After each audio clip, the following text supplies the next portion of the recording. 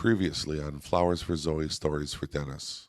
I want to tell you guys about Rat Park. Dr. Lloyd Sederer, he says, in immediate and powerful ways, opioids change how we feel, how we think, how we relate, and how we behave. These drugs transport us away from loneliness and isolation. We need to consider better ways of supporting people.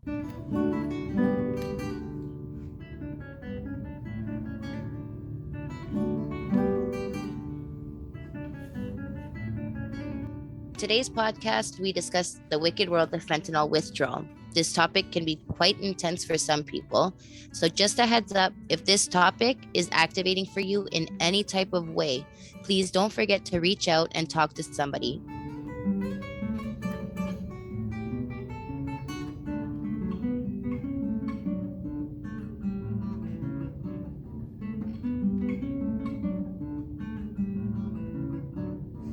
Okay, welcome to podcast number 4. Yeah, hi, everybody. Today's exciting because the three of us are here. We missed you last time, Zoe, and we talked a lot about you. I know life is kind of chaotic right now, but in a good way, I guess you can say. Mm-hmm. There's some downfalls with dealing with certain things right now and being on the other side, trying to help people. It's very different than being the one that's being helped.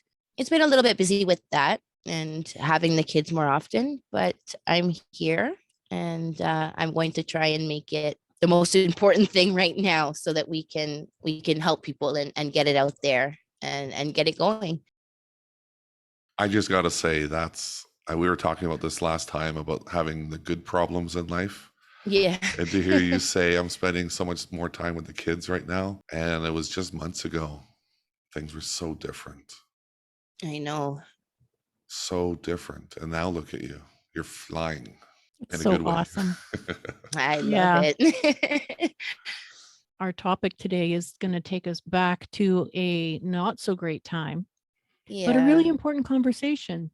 In order to continue on with the good things in life and to move past the bad things and just in order to have a good future, I think that it's really important to talk about the bad things that have happened and the obstacles that not only myself, but all of us have overcome with my addiction. I think it's a really, really important thing to talk about. Well, we are so glad that you are open to sharing. There's a lot that we can take away from your experiences. I imagine a lot of people out there for which, the things that you're talking about will really resonate with them. All right. So we're going to talk about fentanyl. So let's just make sure we're, what is it? I'm sure anybody who's tuning in is here because, they know that we're talking really specifically about fentanyl. When we talk about substance use, I mean, there's a whole world of polysubstance use, but today we're talking quite specifically about fentanyl.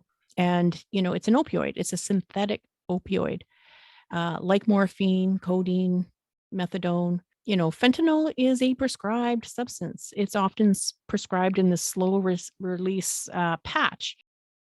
And people that have either really severe pain or long-term pain, it's a really safe and effective prescribed medication. But, when we talk about fentanyl, we're talking about long-standing opioid addiction and the negative effects of it. It's powerful, super powerful. It's 50 times stronger than heroin. It's 100 times stronger than morphine. And this makes it really dangerous when it's misused. It binds to the body's opioid receptors. So whether you are swallowing it or smoking it or injecting it or snorting it, it's binding to the receptors in your brain.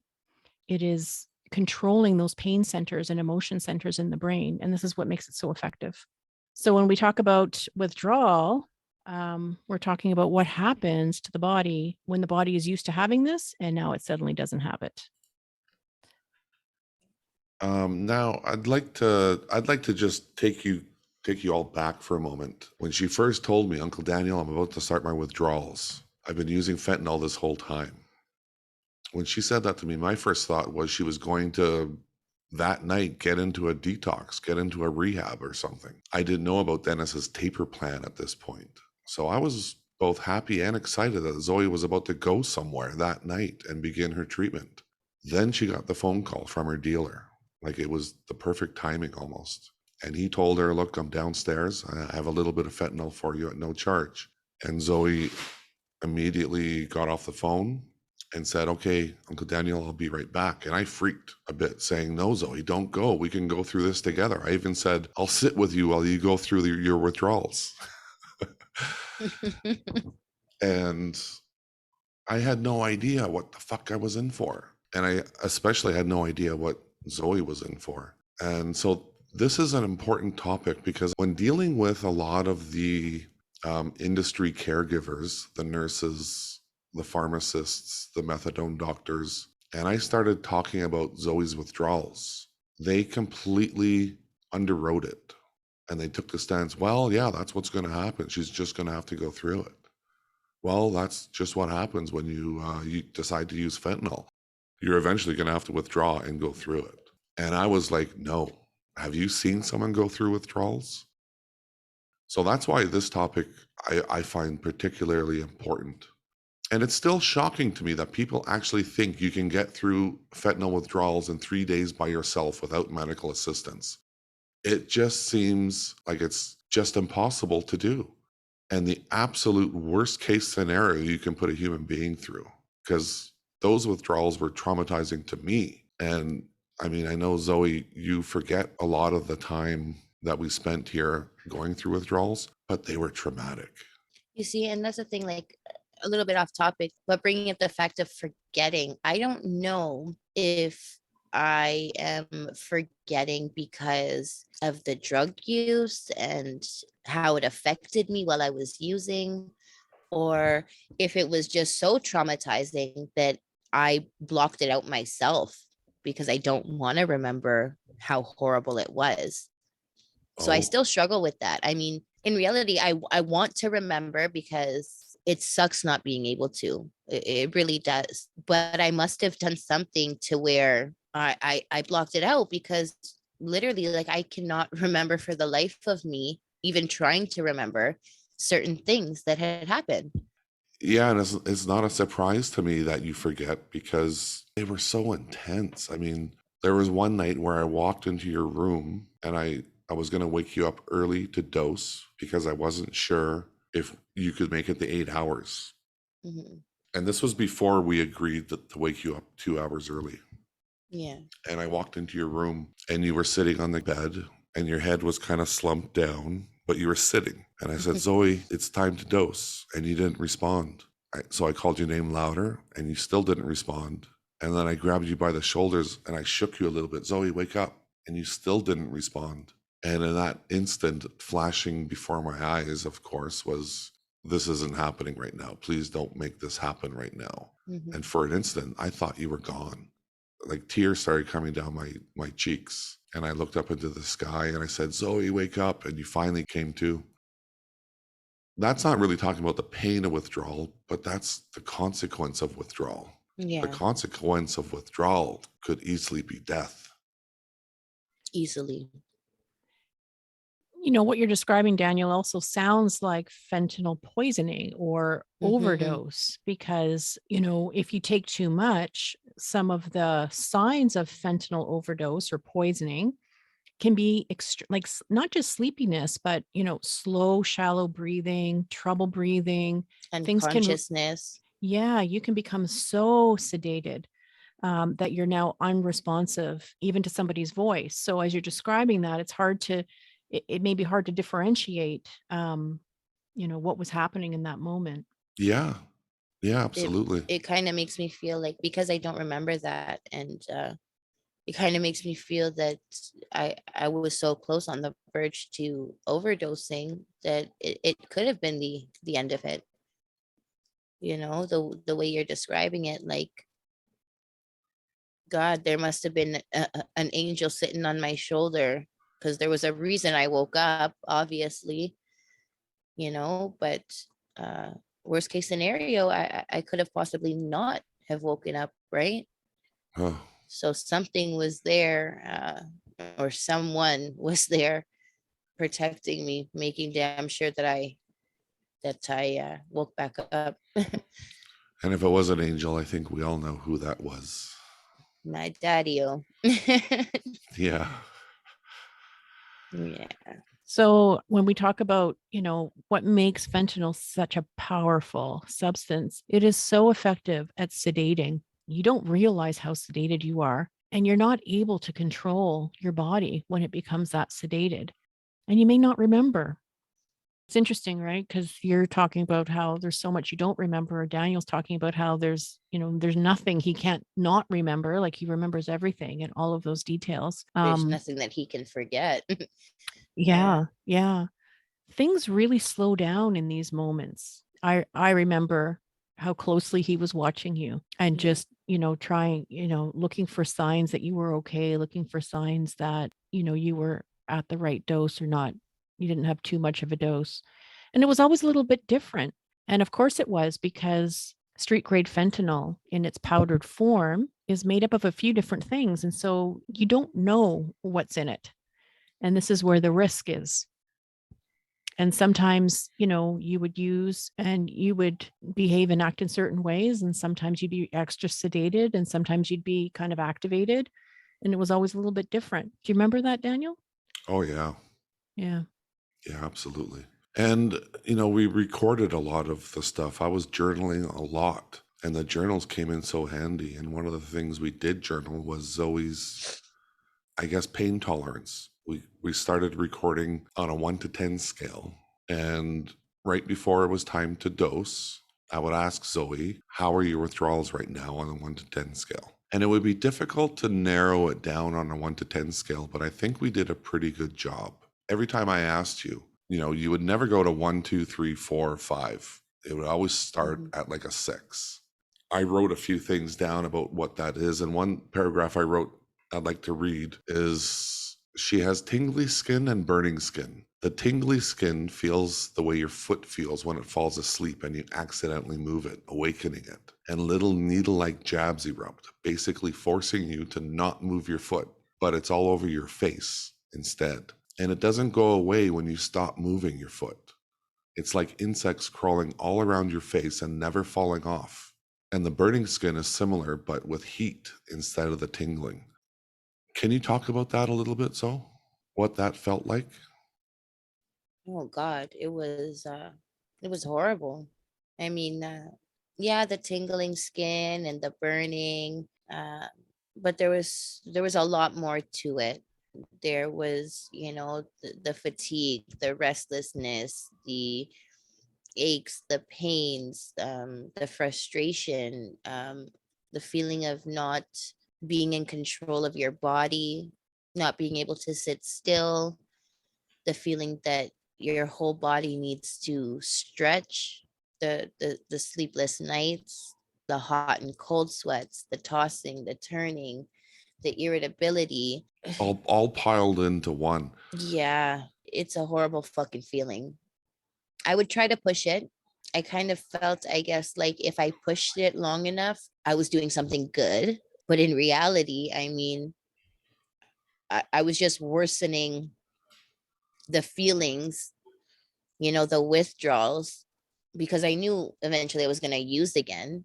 I was tapering, but I was still going to use. So I then came to the conclusion with Uncle Daniel that what's the point of waiting the extra hour when regardless I'm going to use? It's just me tolerating more pain that I really have to right now. Early on in the beginning, you were really pushing hard.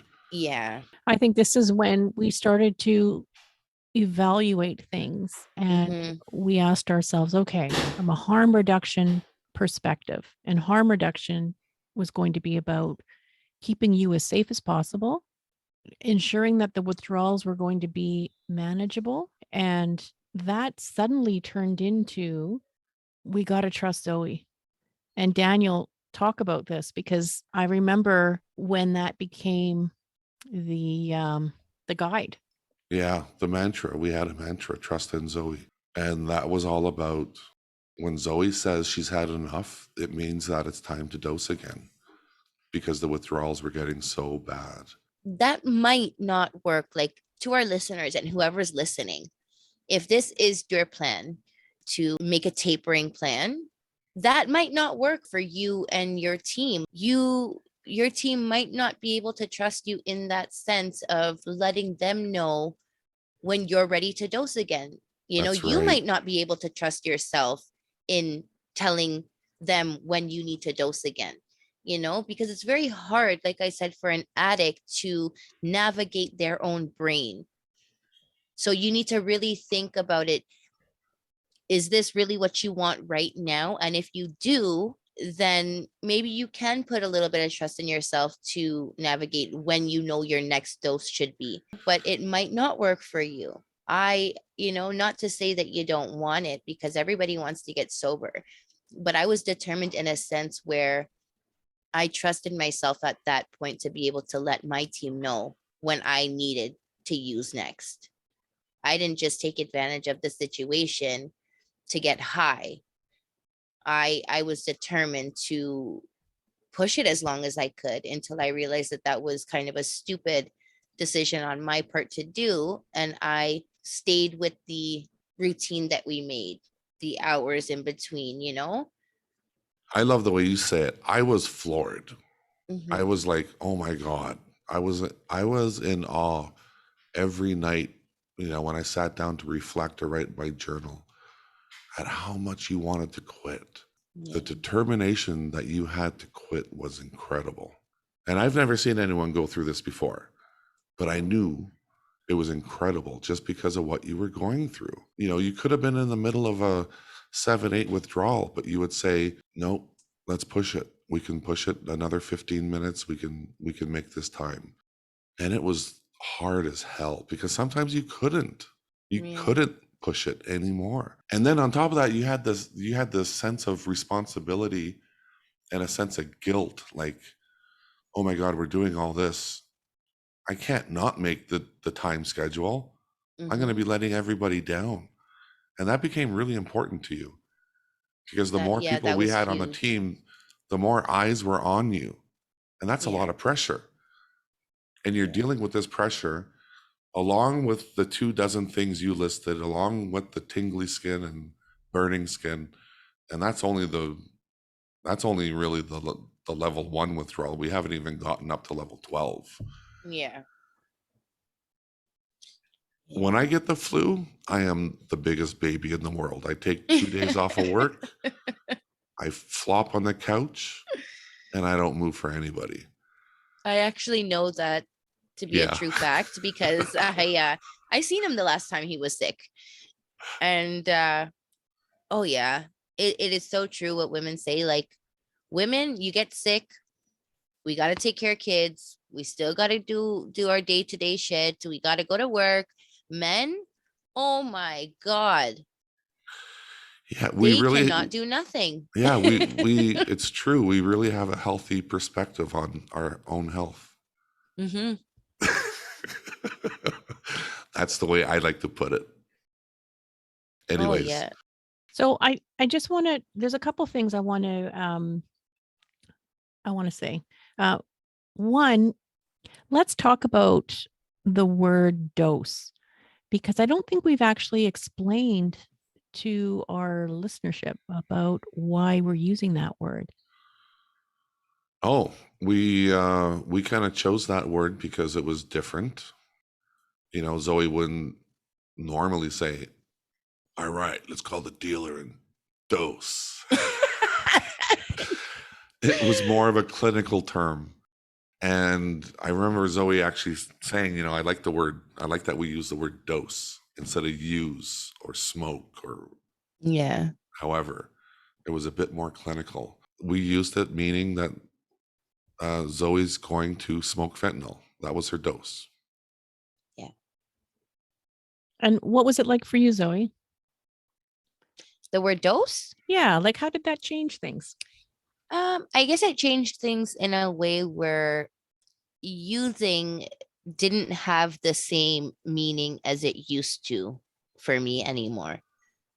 Before I used to use to get high, then it turned into dosing to not be sick. And people use the word dose also at methadone clinics when they take Suboxone or when they take methadone. It's a dose, it's a medication so that you're not sick. It's not using to get high, it's dosing to not be sick. So it changed a lot when my intentions changed. That word changed. And just to set the stage a little bit, I mean, because we're talking about tapering and you're withdrawing at home and tapering down, and we're trying to figure out what harm reduction was going to look like for you in this setting. And we were also waiting for medically supported detox to happen. We were waiting. You were on a wait list. We knew that that was going to happen. We didn't know how long you were going to be waiting. We knew wait lists were long. We knew that it might be anywhere from a week to several weeks. And so this was the plan in place to keep you as safe as we could until you were able to start that program. Yeah, and in the beginning, Zoe had no intention of going to detox in the early stages. She had Nope. such a horrible time at detox, like, and I wouldn't even bring it up. We got to a certain point where I wouldn't bring it up anymore because I knew Zoe had made up her mind. It was no. Zoe would not walk into that room again and sit there alone for 3 days and go through physical pain. No, there was She- no way in hell. No way in hell. So the taper plan is all we had. Yeah, at that point, the medically supported detox was your name on a list in case you changed your mind. And I think we even spoke about it, and Zoe was careful. I think everyone was tiptoeing around going into detox. We even came up with something to where we made an agreement. And I'm not saying this because I remember coming up with this agreement. I'm saying it because me and Uncle Daniel had spoken about it after the fact. But we made an agreement that if me going to detox didn't end up working out and I had to leave for whatever reason, that he would keep everything here in case I needed to come out and use for any reason. If I needed to continue to taper without going through full detox, we made the agreement that the stuff would be here until it wasn't, until there was absolutely no need for it anymore. So what did that mean to you? Knowing that, because that sounds like plan B. That sounds like, okay, here's the backup plan. There What was did- because I was so against and scared of detox because I went through it before and it was hell. So there was that fear in me, like that what if I go to this place, it doesn't work out, I can't handle the withdrawals, I can't do it, I have to leave. I leave, and then what? I'm going to have to keep going the tapering route because I don't have another choice at that point. Right? So that was my fallback plan. That was my backup plan in case all else failed. So how do you think having that backup plan, like, did it turn out to be helpful? How did it help? For me, it did because I felt like I was still safe. I was safe. If it failed, what I was doing, if that failed, I could go home and I would be okay. And it was a controversial decision. Very. And oh my God, I got yelled at by a whole bunch of people. Are Yeah. you crazy? You basically told her if she leaves detox, That she you'd could have something fentanyl? waiting for her. Are you nuts? It's like the opposite of what you're supposed to do, isn't it, Laura? It depends on what you think should be happening. But that's the If- thing that I'm saying too, is like that might not work for other people in my situation, but I know what worked for me. You know what I mean? So other people, if they got told that, no matter what, they would already have dead set in their mind, I'm gonna make it so it doesn't work out at detox, and I'm going home to get fucked up or to get high or to use. That could be for a different person. They would already have their mind made up about what was gonna happen. So that's not an option for everybody. but it did necessarily work for me because I stayed in detox. I felt safe that if it didn't work out, I had something to fall back on, but it did work out. Mm-hmm. Right. And it didn't make me want to leave and go home to use. I still knew what I wanted to do. I wanted to get clean. Yeah, I get the sense that knowing that you had a plan B allowed you to take that step to Yes. to say, I'm going to try this, and if it doesn't work out for whatever reason, I've got a plan B. And that to me sounds like harm reduction. When we talk about harm reduction, that's actually what we're talking about. We're talking about what you need to have in place to be as safe as possible. We already know that there's lots of risks to using fentanyl. We know Mhm. that. And we also know that sometimes using doesn't feel like a choice. And so when we talk about harm reduction, we're saying, okay, so what's in place to provide the most safety that we can? Whether that's like reducing, how much you're using, to having a Narcan kit, to not using alone, um, to making a decision to have a plan B about how you're going to use as safely as possible in the event that you're leaving detox. So, since we're on this topic, when this came up, when we went to detox, and boy, when I told the nurse at detox about the backup plan, were they ever surprised? They were like, "What? You have what at home?" So they weren't on board with that at all. A lot of people wouldn't be, I think, that's just my thoughts on it. Like, I don't think a lot of people would say, hey, that's a good idea. Yeah. You know what I mean? Like, I don't think it's not heard of, but like I said, we're doing this to change things. So, Zoe, what do you want people to know when somebody is choosing to use to avoid withdrawals?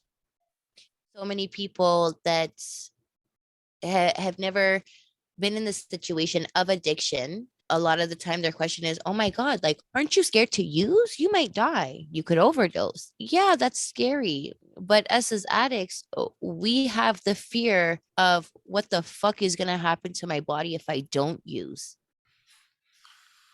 Fentanyl heightens one's anxiety, does it not? Yes. Yes, definitely. It I takes would, it takes a yes. normal person and creates a super anxious person. Yeah. In my position, that's what it did. Yes. Yeah, and you're pretty, I would say, you're a healthy person. You think about your health, you think about what you eat, you think about what you drink. You eat Yes. healthy foods for a reason. You eat oranges, you drink milk for calcium, My you vitamins. take your vitamins. So you're Yeah. very health conscious. I am very health focused right now. I am.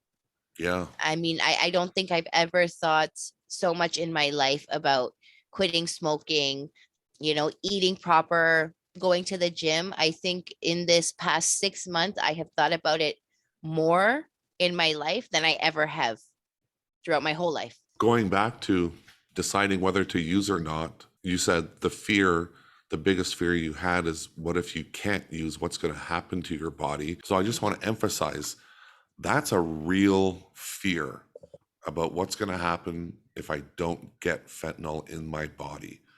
But add on top of that, the anxiety that fentanyl makes you feel. And it just explodes. It's like a cascading event. You got the withdrawals, you got the pain, you got flu symptoms, you got tingly skin and burning skin, constantly your like your insects. mind is fucking like feels like you're going insane.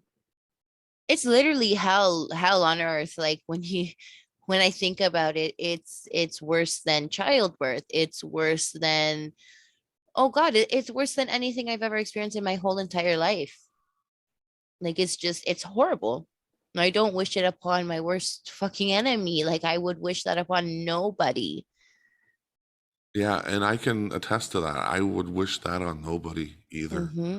Oh, watching you go through some of these withdrawals and watching all this stuff happen in your brain and how you process the pain and how you deal with the pain and the chants that you would say and the meditation that you would have to get into. And you weren't really into meditation. You still aren't. Mm-hmm. But oh my God, you tried it because you would try anything, anything Yeah. to get that feeling dealt with, so to say, Yes. to get Mm.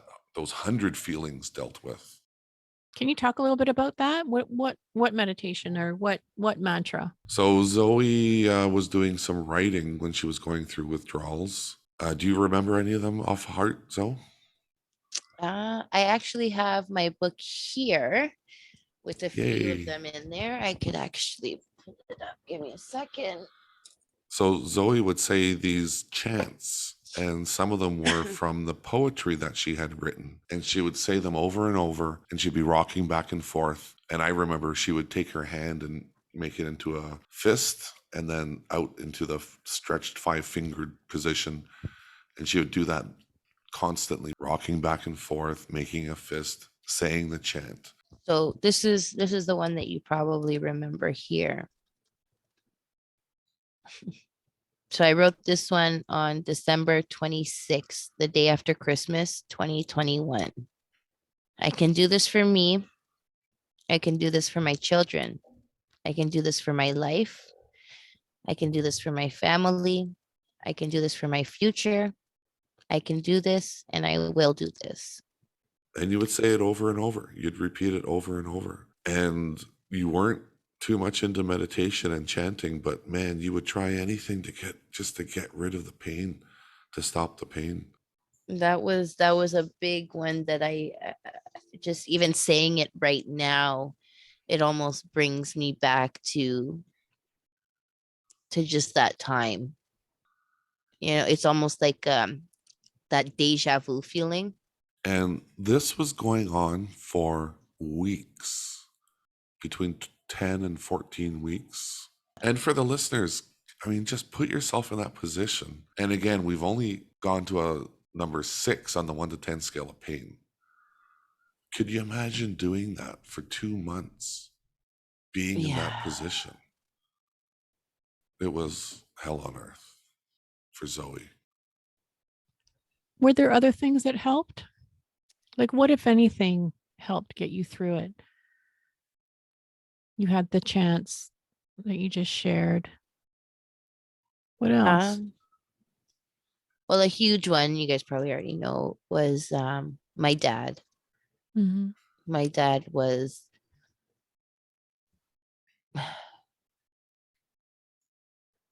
one of my main reasons of being so determined to do this and get through it. Like I said so many times before, you know, when my dad passed away, my whole outlook on life changed. Everything about it. I I, I became a different person, you know, the way I thought was different. I was it was just different. Like at the flick of a switch, my whole life changed. Was it what had happened to him, or was it that he suddenly wasn't there? I think it was kind of a mix of actually both of those things. You know, like I knew what he wanted for me. I knew what he wanted for himself. And then again, it had to do with how he passed away. I cannot imagine making my kids feel the way I felt when I lost my dad. I couldn't do that.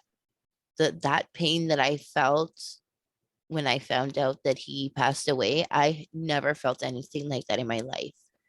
And I could not for the life of me put my kids through that, or anybody else for that matter. I can't. I couldn't. I won't.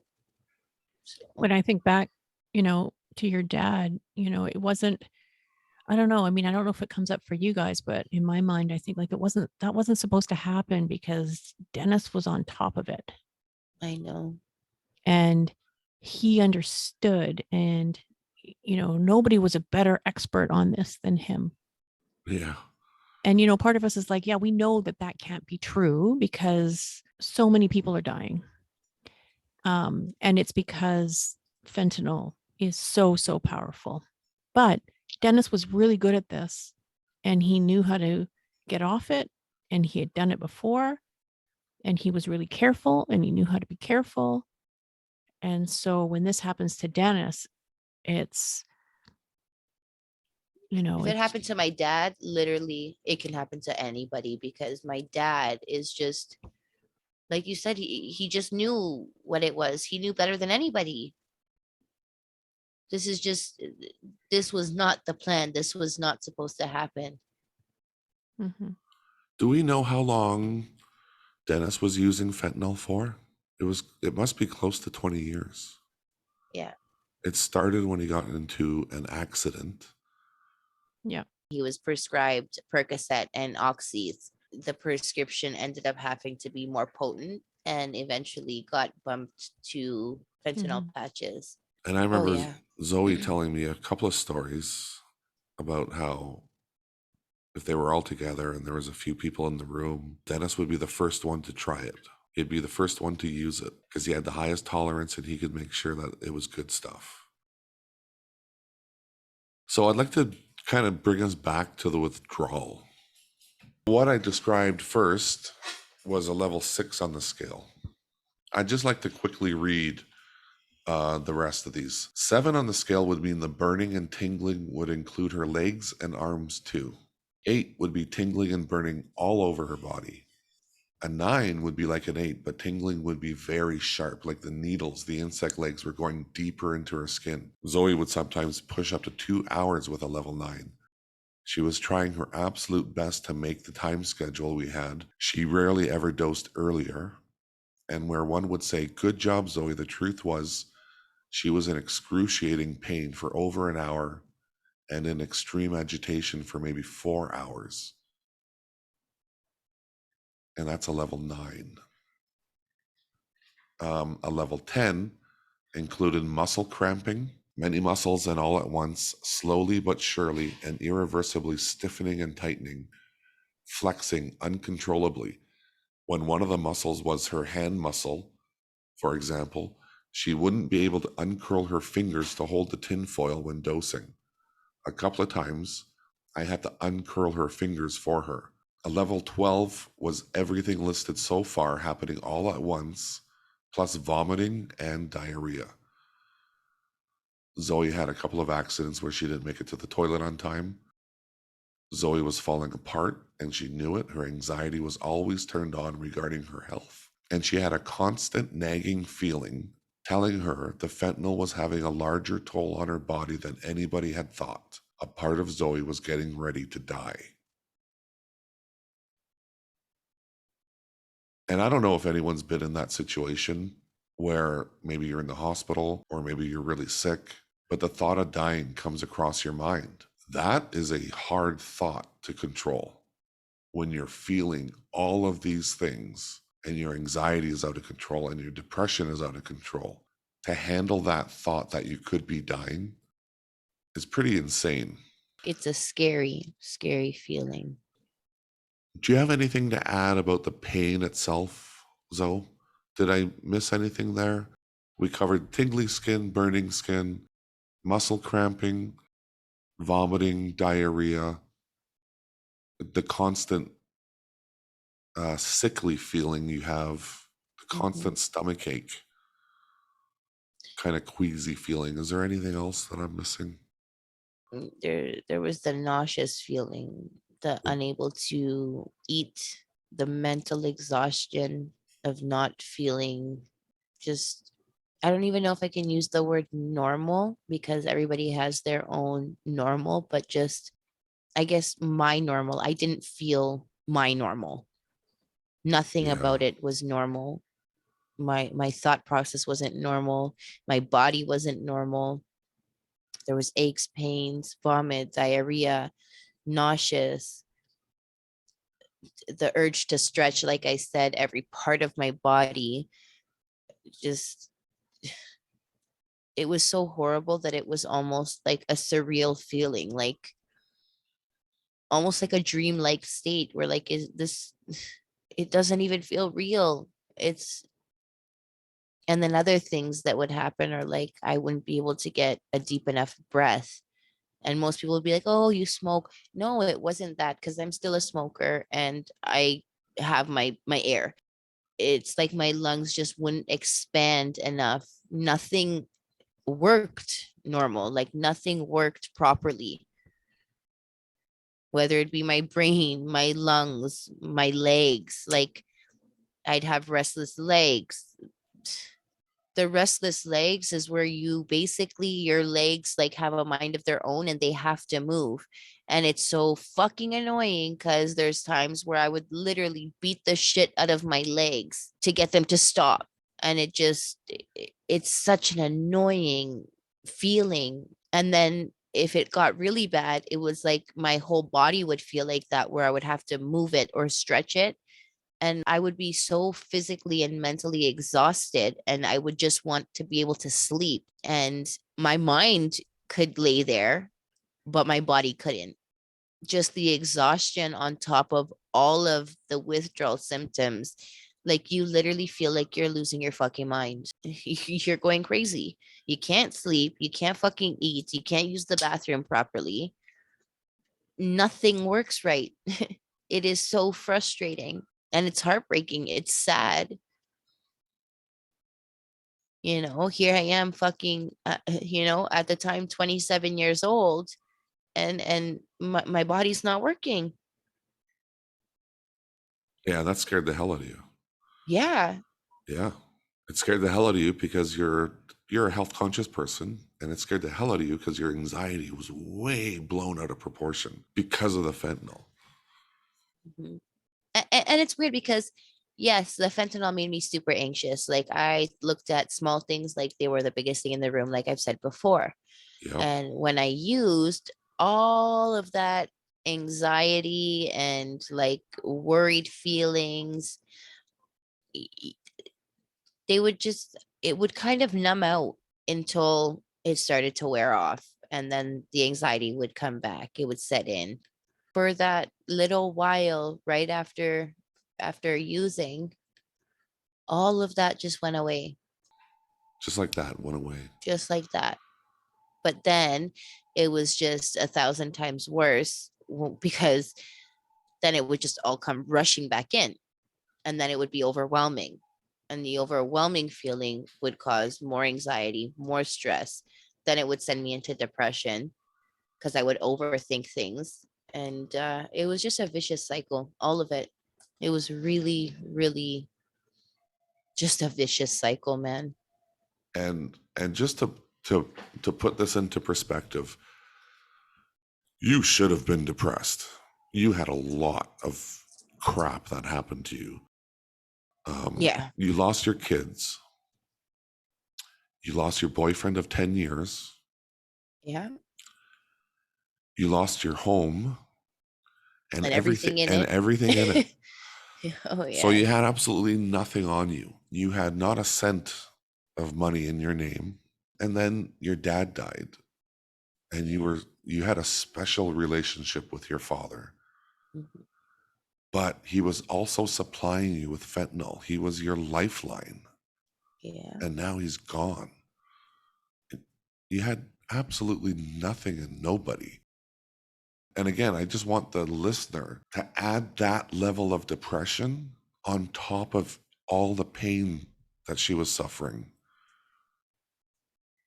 And then add on top of that all the anxiety. And this was real anxiety. And just as an example, the anxiety of not knowing where the next batch of fentanyl was coming from because we were so broke. You can say that again. Yeah. So I don't want to sound all Pollyanna. There's just a part of me, I guess, when things, and I get it because we're talking about just how low things were and maybe how desperate things were really feeling. So, what got you through this? How did you get through this? I made up my mind about what I wanted. I didn't want to feel like that anymore.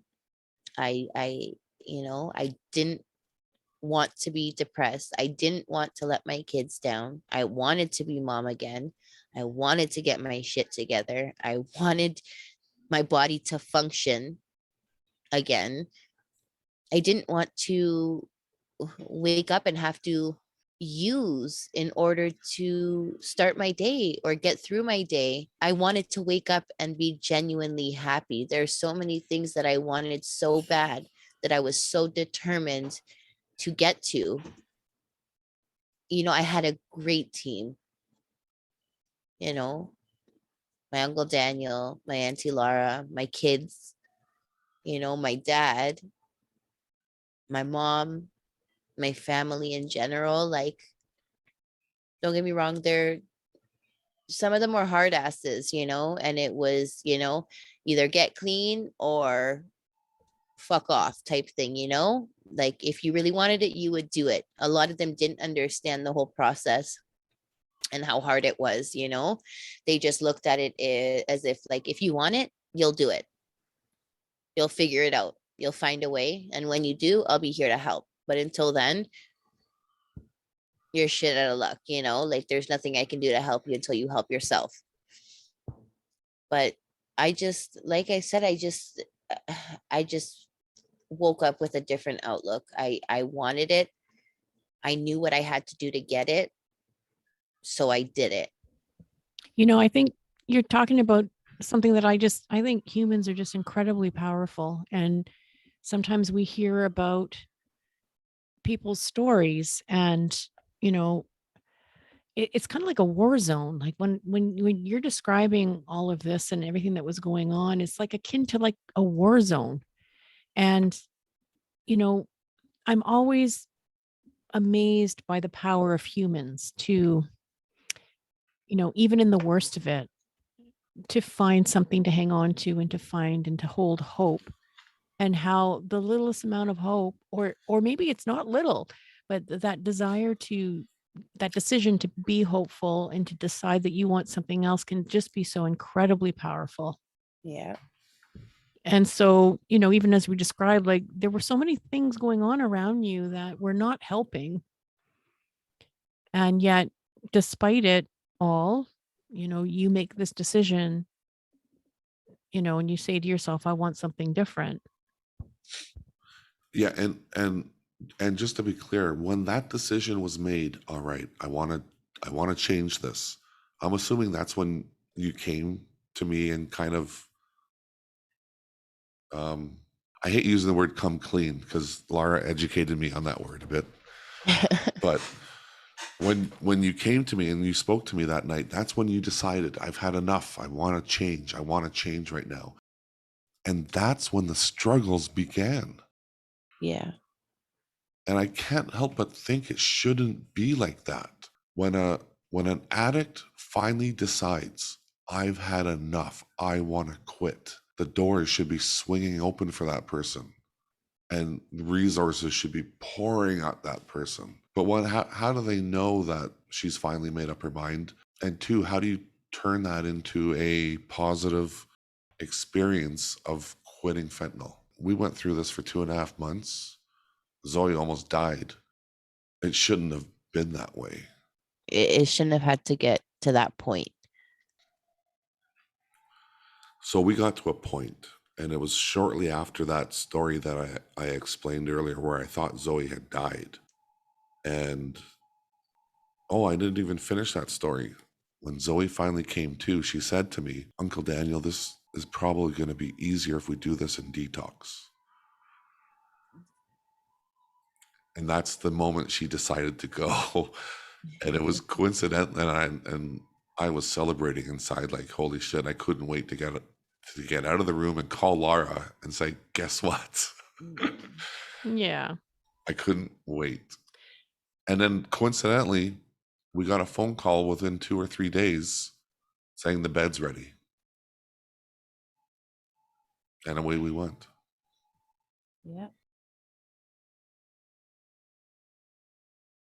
So, Zoe, I want to take a moment. To just kind of like bring us back. You've talked about a lot of really activating things today.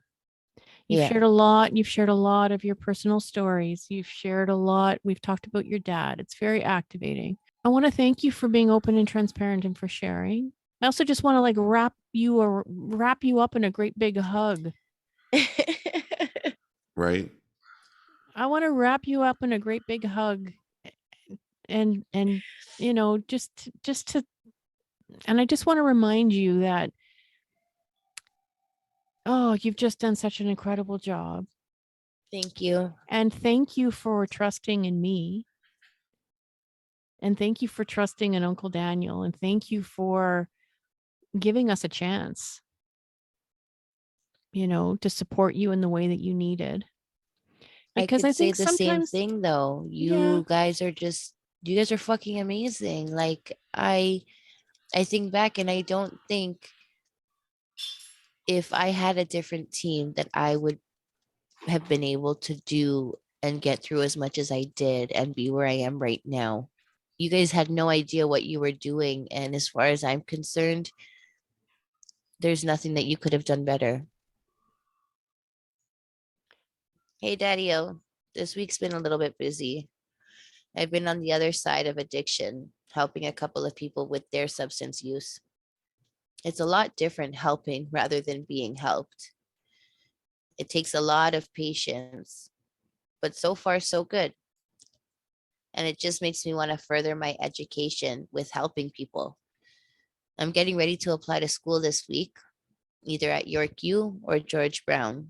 Not sure which one yet, but I'll figure it out. I did a few other things this week. I had to deal with my rehab program and counselor. I had to switch up the times that I attend program because I have the kids a lot more often lately and they're still doing online school. So now instead of the 2 programs a day, I just do the morning class. Uh, but yeah, that's going good too. I'm actually helping one of my friends get into the same program I'm in. I'm pretty much moved in with Uncle Daniel now, officially. I have my own room, and so do the kids. We're actually in the midst of setting up and buying beds for the kids now. They actually have your old room. They love it. They spend most of their time in there. We also had a family meeting today about chores, kind of what Uncle Daniel did for me and you, where he wrote a bunch of chores down and posted them on the fridge for us. Half the time they didn't end up getting done, but it was worth a shot. I got the kids to start helping me reorganize the kitchen. We emptied all the cupboards, cleaned it all out, threw a bunch of shit out. Now we just got to get new stuff to put in. The kids are really happy here, and I'm really happy to have them here. Life finally feels like it's getting back to normal a little bit. The rest of this week is going to be pretty busy too. I still have a lot to do. Hopefully, go to IKEA and pick out the beds and start decorating the kids' rooms. But yeah, that's all for this week. I got a lot of shit coming up next week and so forth, but I love you and I miss you, Daddy-O. Till next week.